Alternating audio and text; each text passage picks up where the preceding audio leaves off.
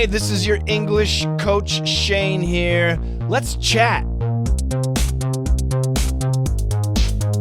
Hey everybody, Coach Shane here. I get this question so much. How to learn vocabulary, how to remember vocabulary, how to memorize vocabulary. Is there an easy way? And there's two answers.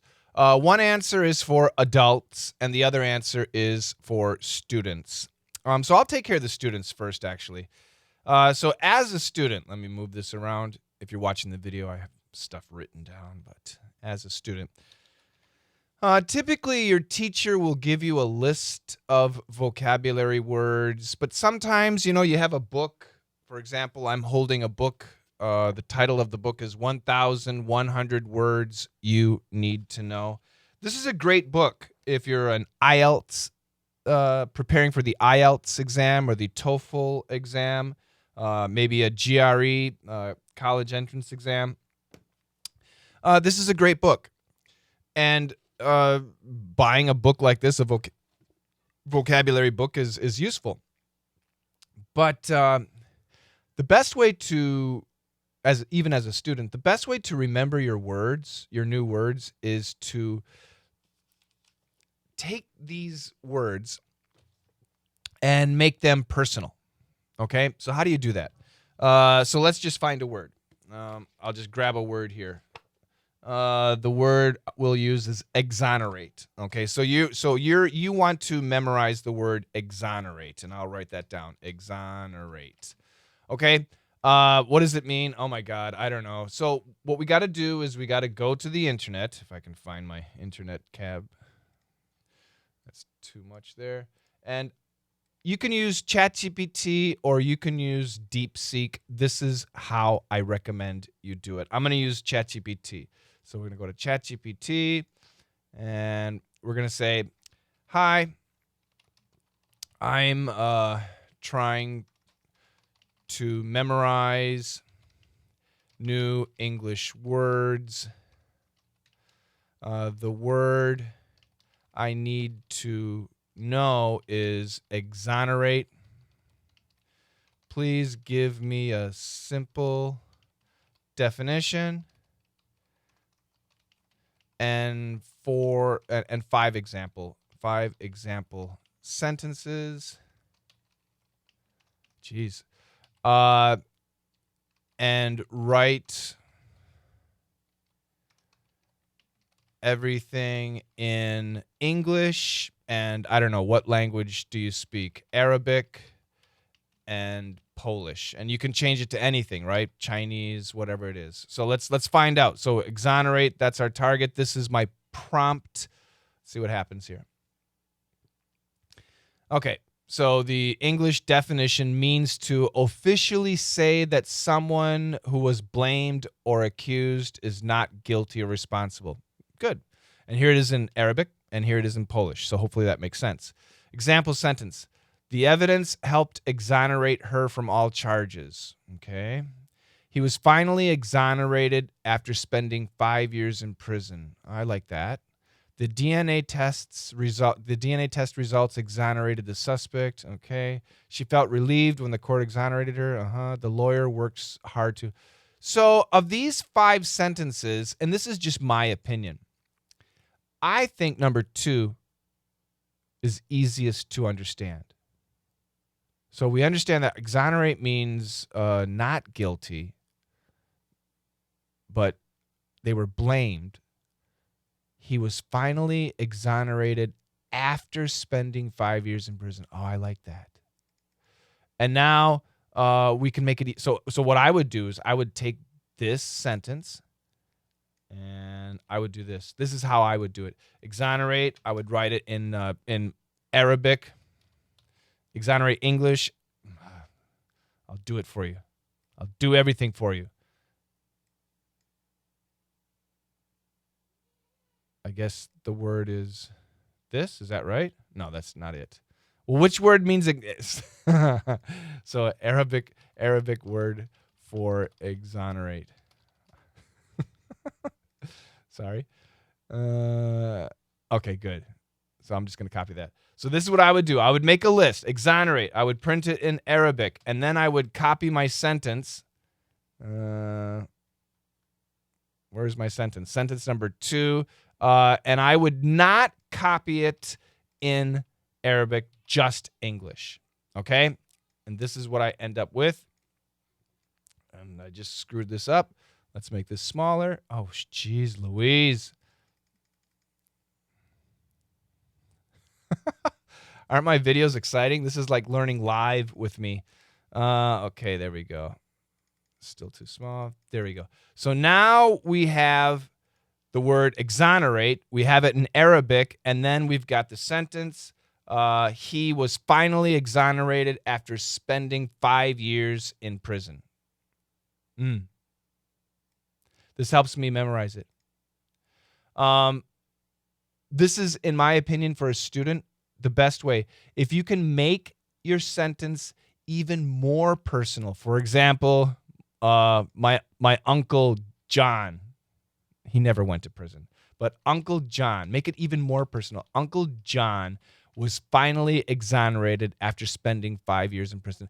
The more personal you can make your sentences, the easier it is to remember these words. It's not easy. As a student, you need to memorize. You have to memorize things. But if you can visualize, if you can make a personal connection to the new words, this is, in my opinion, the best way to study. Are you able to see everything? Good. Yeah, you can see everything. Okay? Now, that's my answer if you're a student. If you're an adult, I've got good news. You don't need new vocabulary, probably.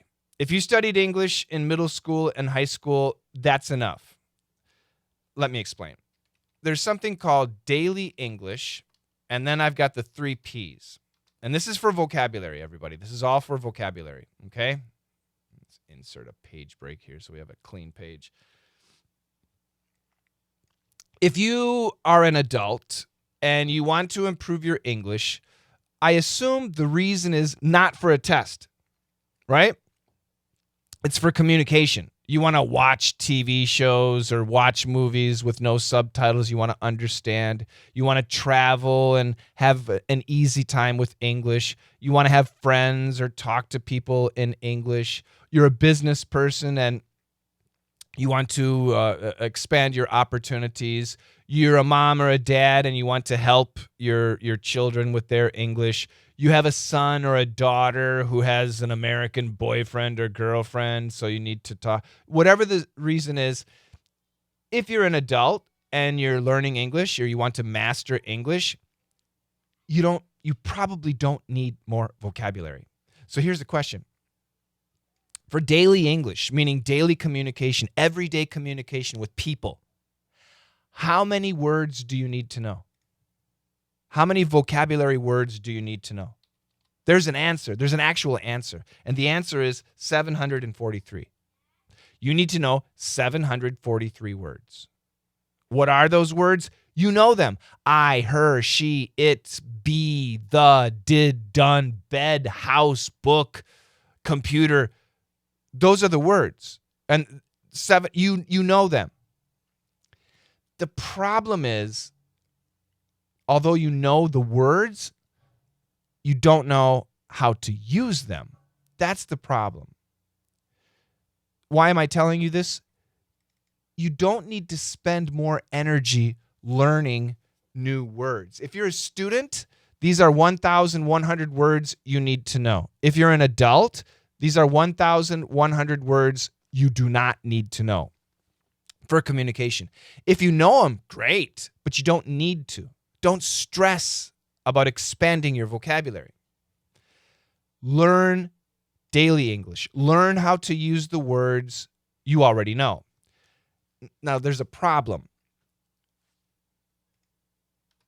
You don't know what you don't know. Do you understand that sentence? So I can say something in English, and you probably would understand every word that I said. There's no new words. So I say something in English, and you hear everything, and you feel good. But then the people around, everybody starts laughing. Ha, ha, ha, ha. And you're like, uh, what's funny?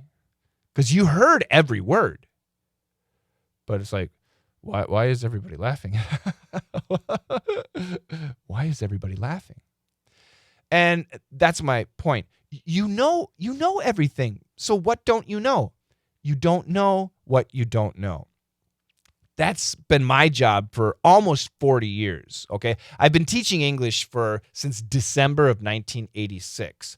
But I've been teaching daily English since, I don't know what month, but 1994, maybe 1995. So 30 years. This is what I've been teaching daily English, these 743 words.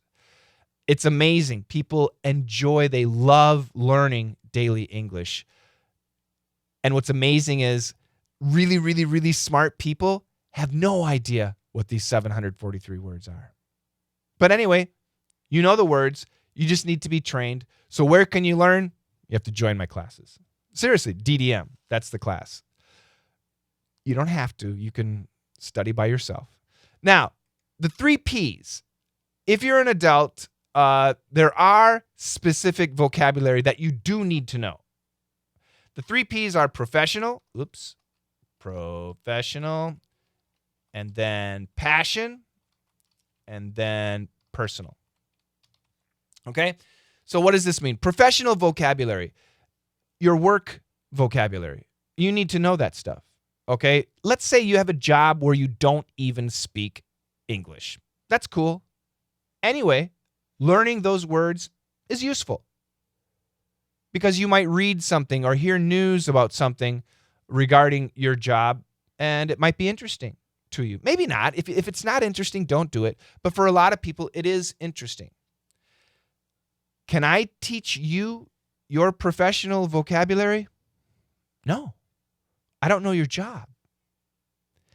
Even if I know your job, let's say you're a heart surgeon. Can I teach you heart surgeon words, vocabulary? No. And let's say you're a doctor, a heart surgeon doctor, and a pediatrician, a baby doctor. Do they use the same words? Sometimes, but actually many of their words are really different. Every specific job is very specific. Marketing, if you're in marketing, or if you're in sales, they're like almost the same, right? Marketing and sales, people think they're the same. But in a big organization, they're actually very different. And then there's e-com, and there's copywriting. All of these things are really closely related, but actually they're very different, right? Just like engineering. There's no engineering English. There's chemical engineering English. But even in chemical engineering, there's going to be very specific areas. An English teacher cannot teach you your professional vocabulary. Only you can. And the best place to learn is on the job. And it will be easy to remember because it's your job. Step 2, the other P, the second P, passion. What is your passion? What do you love? Do you love sports? What kind of sport? Do you love golf? Great. Do you love PGA? Super. Do you love music? Nice. Do you have a favorite singer? Oh, Taylor Swift? Great. Def Leppard? Super. Do you like food? Nice. Do you like cooking? Mm-hmm. What kind of food? Oh, Mexican food? Great. Do you like the NBA? Who's your favorite team? Who's your favorite player? Now, hopefully, if you have a passion, you read about your passion, you talk about your passion.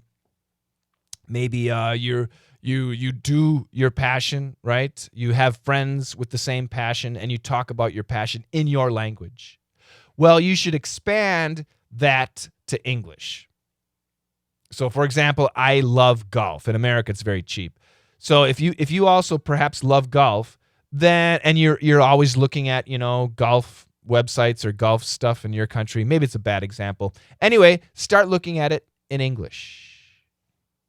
Now, can I teach you your passion vocabulary? No, Unless you like golf, then I can teach you some. But I don't know anything about the NBA. I like the NBA, but that's it. I don't know the players. I don't know the teams. I don't know who's winning and who's losing. I don't know anything. I can't teach you NBA English, but you can by reading stuff, listening to stuff, watching stuff in English. You're going to find a lot of new words. But it's going to be exciting because it's your passion.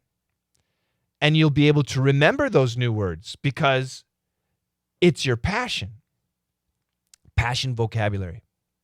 Many people say, "Oh, can you be my English friend?" That's not how you make friends. You make friends through your passions. Oh, you like Mexican food? Oh, I love Mexican food. Yeah, me too. Hey, did you ever try this? No, what is it? Oh, it's really good. This is how you make friends. And I guarantee if you follow your passion in English, you're going to make foreign friends where you can speak English and maybe meet one day. Can an English teacher teach passion English? No, unless you're really lucky and the teacher has the same passion. Finally, it's personal. The third P is personal.